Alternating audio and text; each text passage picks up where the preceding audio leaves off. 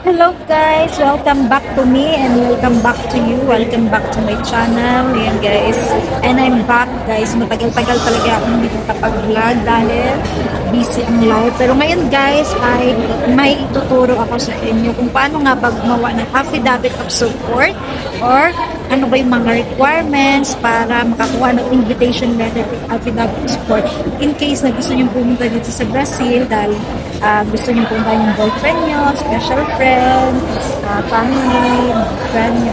Mas maraming nagtatanong sa akin kung paano ba pumunta dito sa Brazil. At ngayon, ibibigay ko sa inyo yung information na galing pa sa Philippine Embassy and mga requirements at meron silang sample na affidavit of support na pwede nilang i-print para ma-invite kayo ng Brazilian nyo na pumunta dito sa Brazil. Kaya, let's begin! Yan guys, sundan nyo lang yung ipapakita kong video. Ang gagawin nyo lang is, unang-una, i-search nyo yung Philippine Embassy dito sa Brazil. Yan siya guys, Philippine Embassy. Philippine Embassy in Brazil.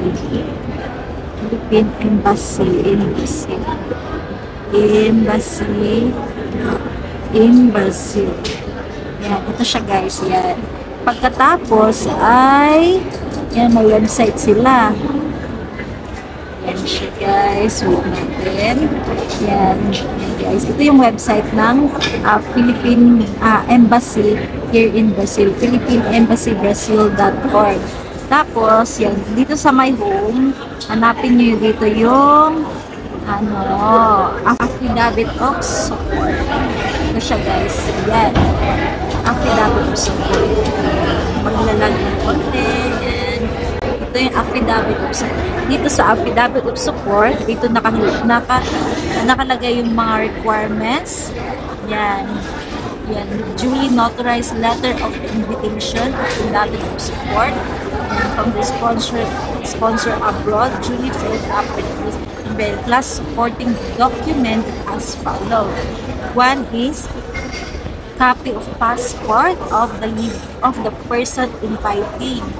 Yan. Tapos, yung contact details of the person inviting.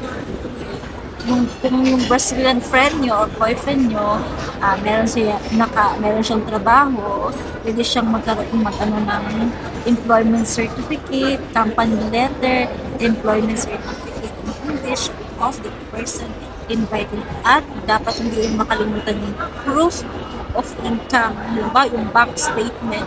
Yung bank statement, yung extrato din, henda extrato sa mga bangko, pwede yan makuha online lang of the person invited, at saka photocopy of the passport and contact number of the person being invited. Ito yung ito din yung para sa mga minors. The requirements should be submitted in two set, original and photocopy. The affidavit of support must be duly authenticated by Brazilian Ministry of External Relationship. Yan, meron siyang babayaran. Titignan natin yung mga babayaran. Yan ha. First, i-click natin yung, dito mo yung makukuha yung soft po ay yung parang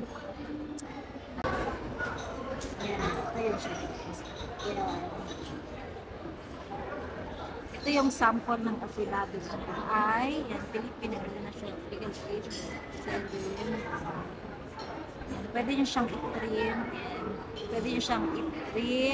and down. Pwede nyo siyang i-download.